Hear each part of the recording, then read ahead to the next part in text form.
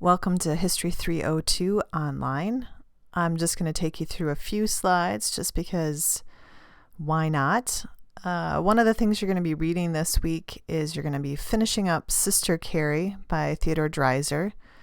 And since it's been a while since we've seen each other, I thought I would just talk to you about some ideas that should be familiar to you, but I'll just remind you of them.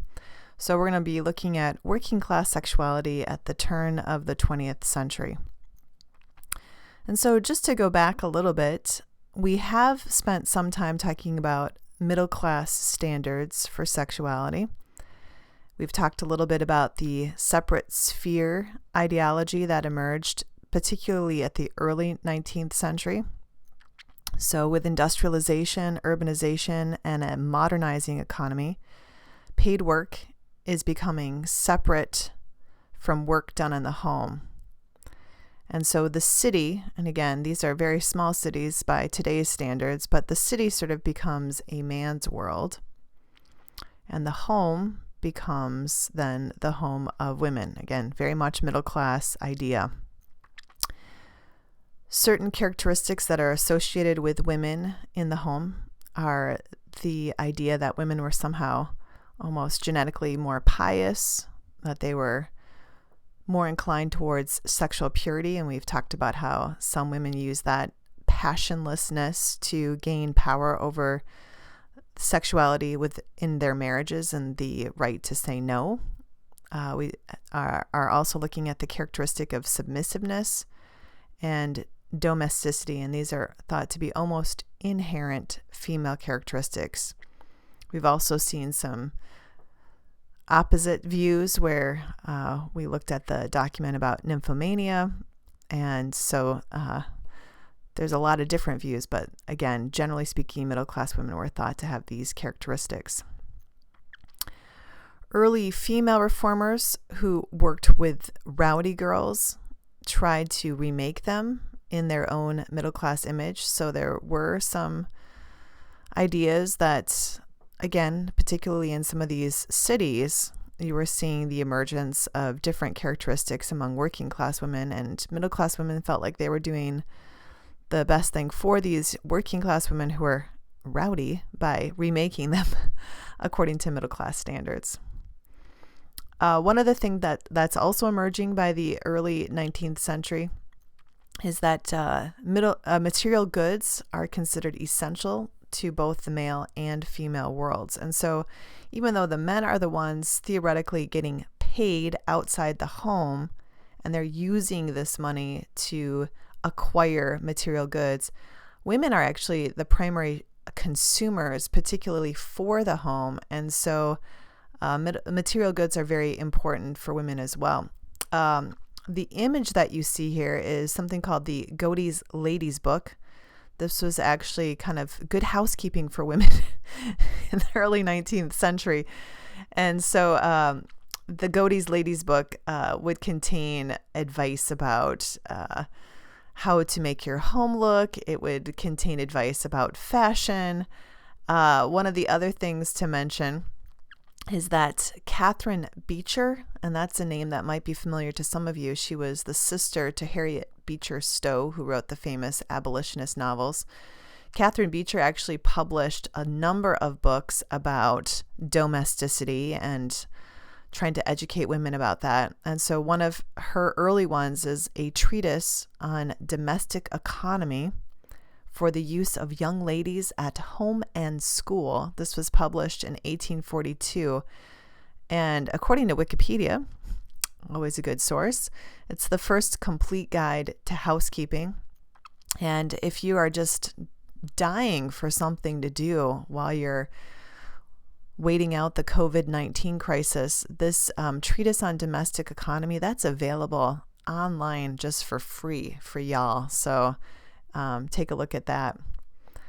In the next slide here, you're seeing a little depiction of what a 19th century home might have looked like. So you can definitely see the importance of material goods for the 19th century home. Again, the men might be out there earning the money by way of wages, but women are definitely the ones who are spending that money in order to acquire the material goods necessary to show off the wealth of the middle class and upper class family. The next slide also indicates the home styles of the 19th century. So this is an exterior image, and then there's a little house plan that we'll look at in a little bit more detail in the next slide, showing again middle class home. And here's what I really want to show you though. So this is a house plan of a cottage villa, and there was a very clear separation even within the home of the private and the public spaces. And so what you see highlighted here, this is sort of the working area of the home was kept separate from the more public area of the home. So if you brought someone to your house, the guest wouldn't necessarily come back and hang out in this area, which is the kitchen. This would be where maybe your domestic servant might be working. And so this would not be something that you would show off.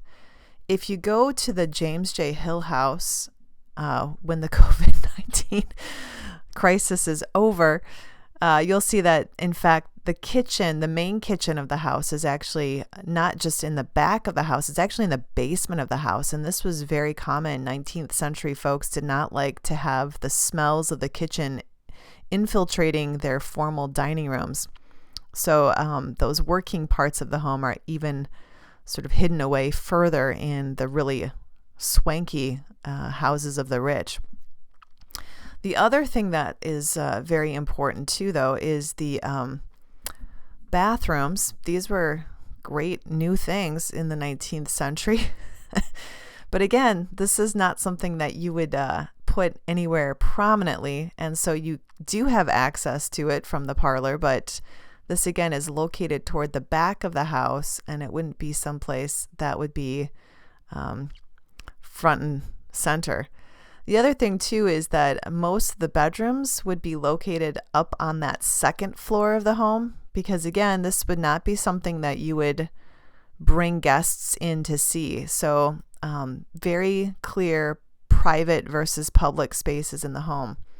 The big public space of the home is actually this room that most of us don't have in our houses anymore, and this would be the parlor.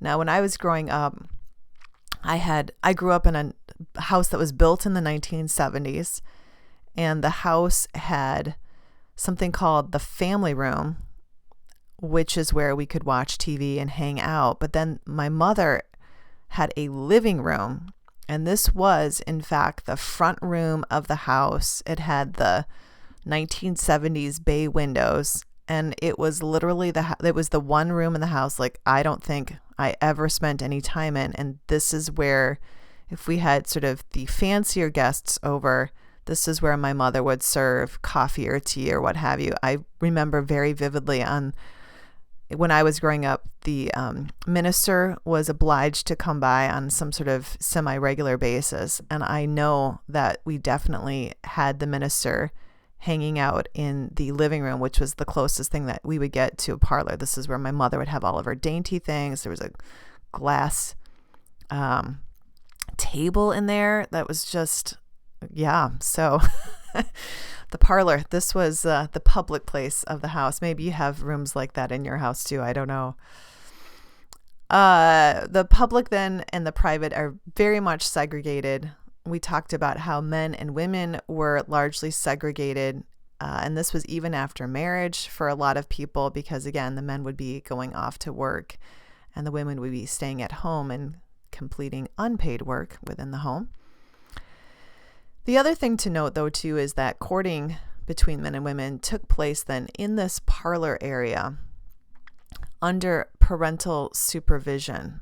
And so this was all very much tightly controlled by the parents.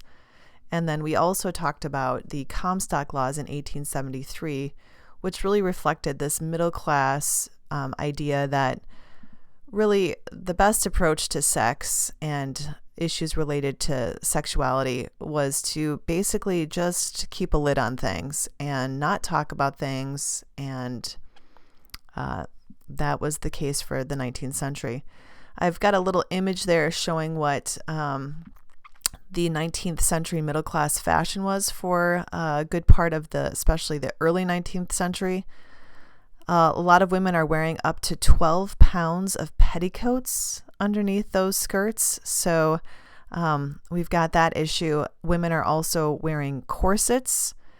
They're not even as tightly laced as they will be in the late 19th century. I'll have another little PowerPoint talking about that a little bit later on. So in terms of middle class versus working class ideals, there's definitely a disparity in gender roles. These urban working class rowdy girls appear as early as the 1830s, according to the work of someone like Christine Stansel. One of the things that we note in histories about working class values is that a lot of the working class families are living in tenements. And this is what you're seeing here in the image, where you've got maybe a living room in some of these tenements. We've got a kitchen. There are some bedrooms in the back. So again, there's still a little bit of the sense of separation of private versus public. But of course, a lot of families are piling in 2 or 3 families at a time. And so the living room does not really give you the space for privacy. It could be somebody else's bedroom. So we also see that working class women are in fact working outside the home for wages, and work provides close contact between genders. If you've been reading the Sister Carrie novel, you've seen her discussion of, through Theodore Dreiser, but Sister Carrie definitely notes the casual nature of contact between men and women in the factories that she works in very early on in the novel. And of course, then the other thing to think about as you're especially putting together that next essay is to go back to Kathy Peist and think about the other things she's telling us about working class sexuality. Some groups are definitely concerned about their young daughters and kept them at home doing putting out work rather than see them in factories. And a lot of working class women definitely adhered to and aspired to middle class standards, but there's definitely other things going on as well. One of the other things that we've talked a little bit about, especially as we read the Meyerowitz article, is the rise of commercialized and particularly urban leisure. And so this is, again, fun that you pay for. So we see the rise of vaudeville theater. This, again, it's the closest thing that we have today to vaudeville theater is sort of the late night television shows where, like, it used to be the case that David Letterman would bring in kind of different animal acts, and then there'd be a little, stand-up bit, there'd be a little music. Well, this would all be live, and you'd go to the theater to see this. The amusement parks, I have a little image of that on the next slide. And then the dance halls, too, where we've read an article about people's concerns about the dance halls and how we've got new dances emerging that are bringing men and women very close together, et cetera, et cetera. This is a little image of Luna Park at Coney Island.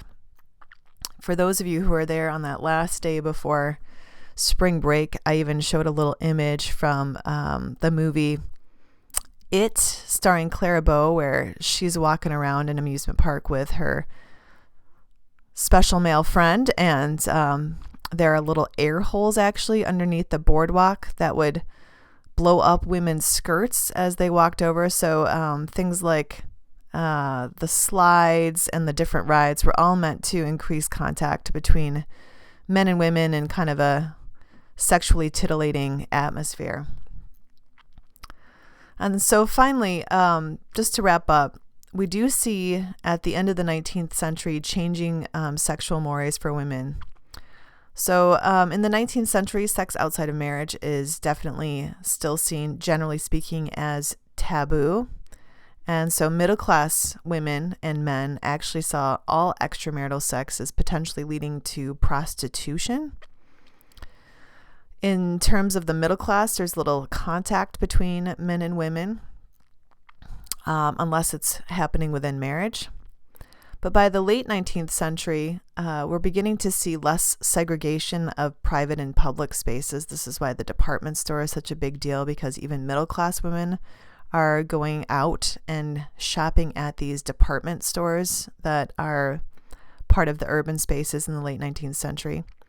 We're beginning to see the erosion of class distinctions. And this, again, is partly because of industrialization. One of the things that Carrie talks about all the time in the novel, Sister Carrie, is the clothing. A lot of the clothing is becoming much more affordable to even working classes because we're seeing the emergence of the garment industry. It's not just the cloth industry, it's the garment industry where you've got mass-produced clothes that you can buy in department stores. So you don't need a tailor anymore to make you a dress, or a dressmaker to make you a dress. You can actually afford to kind of mimic upper class fashions even as a working class woman. Sex outside of marriage is definitely still considered for most taboo, and prostitution is still the ultimate taboo. But as we've seen, particularly in the Pice and the Meyerowitz article, there is a lot of gray area and potential mobility in between the categories of what is respectable and what is not respectable with regard to sexuality. And one of the things that we've talked about a little bit is the example of treating, the practice of treating. And then this translates into accepting gifts versus money for sexual favors of varying kinds. And this represents a key boundary among particularly working class women, sorry to say. Okay, so that's it. Just a quick little narrated PowerPoint. So exciting for y'all. But I hope that you're enjoying reading a little Sister Carrie, even as we're making this awkward transition to online education. Thanks for listening.